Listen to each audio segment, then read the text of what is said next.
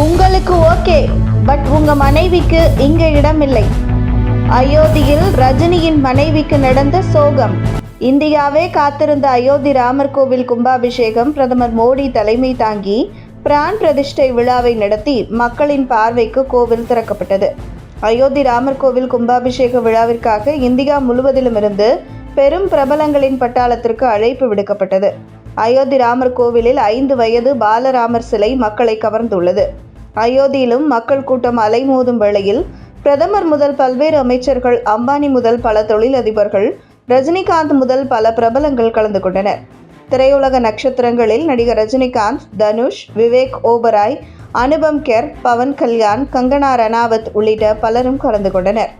சில நாட்களுக்கு முன்னதாக ராமர் கோவில் திறப்பு விழாவில் ரஜினிகாந்த் குடும்பத்துடன் கலந்து கொள்ள வேண்டும் என அவருக்கு பிரத்யேகமாக அழைப்பு விடுக்கப்பட்டது.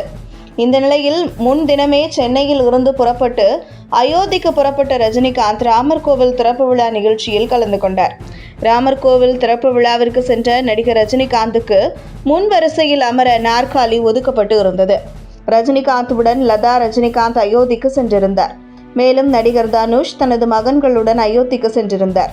ஆனால் முன் வரிசையில் ரஜினிகாந்த் மட்டுமே அமர்ந்திருந்த காட்சிகள் வெளியாகின. மேலும் நடிகர் ரஜினிகாந்த் விழா ஏற்பாட்டாளர்களிடம் ஏதோ பேசுவது போன்ற காட்சிகளும் வெளியாகியிருந்தன.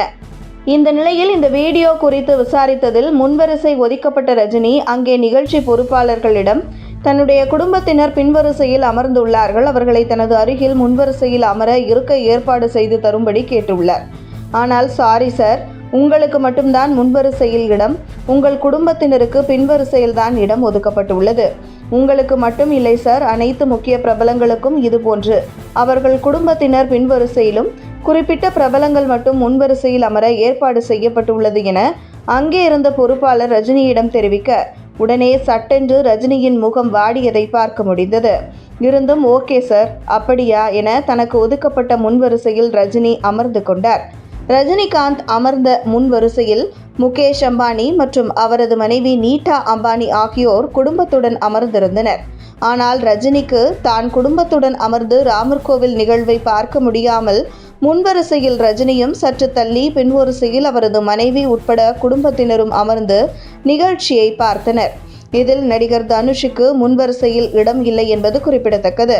மேலும் இந்த நிகழ்ச்சியில் பங்கேற்றது குறித்து பேசிய நடிகர் ரஜினிகாந்த், இந்த நாள் வரலாற்று சிறப்புமிக்க தினம், இந்த கொண்டாட்டத்தில் தனக்கு பங்கேற்க வாய்ப்பு கிடைத்ததை பாக்கியமாக கருதுவதாகவும், அடுத்தடுத்து மீண்டும் அயோத்திக்கு வருவேன் என்றும் ஆண்டுதோறும் வர விரும்புவதாகவும் அவர் குறிப்பிட்டார்.